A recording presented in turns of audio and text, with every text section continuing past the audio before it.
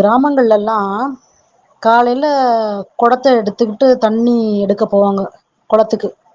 அப்படி தண்ணி எடுத்துக்கிட்டு வரும்பொழுது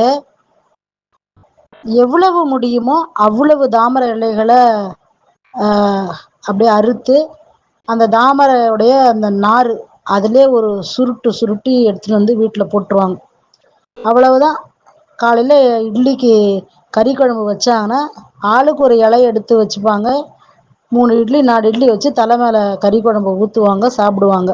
அதுவே களிமுத்தையா கருவட்டு குழம்பு, நேற்று வச்ச காரக்குழம்பு இருக்கும். எதுவும் இல்லைன்னா தயிர், 4 வெங்காயம், ஒரு பச்சை மிளகா, இது எல்லாமே தாமரை இலையிலே தான் அற்புதமாக சாப்பிடுவாங்க.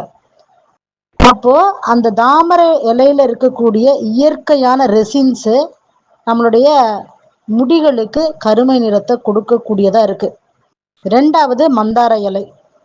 சரிங்களா? மந்தார இலையை நீங்கள் மக்கள் மறந்துட்டாங்க. முன்னெல்லாம் காடுகளுக்கு அல்லது மந்தவெளின்னு சொல்லக்கூடிய வனாந்தரமான இடங்களுக்கு போகும்பொழுது அங்கே ஒரு வகையான புல் வளர்ந்துருக்கும். அந்த புல் காஞ்சதுக்கு அப்புறமா குச்சி மாதிரி நீட்டும். அதுதான் துடைப்பம், சுத்தம் படுத்துறதுக்கு பயன்படுத்துவாங்க.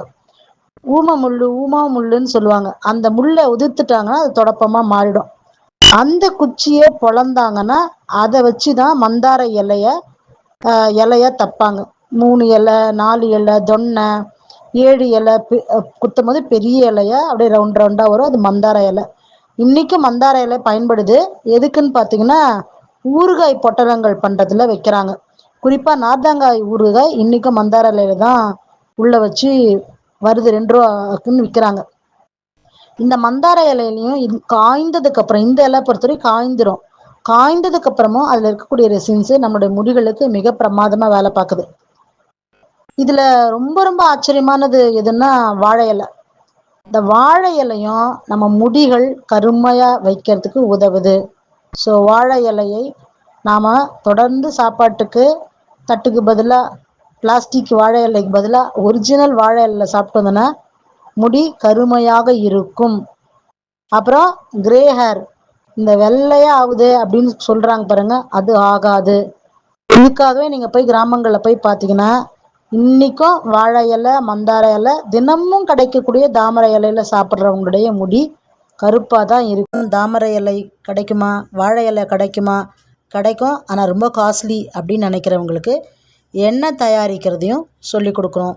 பயோட்டின் பவுடர் உள்ளவும் எடுத்துக்கலாம், தலைக்கு பூச்சாவும் பூசிக்கலாம். நேச்சுரல் ஹேர் டை, கெமிக்கல் கலப்பில்லாத ஹேர் டையும் வகுப்பில் சொல்லித்தரோம்.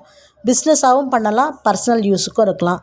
அது இல்லாமல் நிறைய வகுப்புகள் இருக்குது, கலந்து கொள்ளுங்கள்.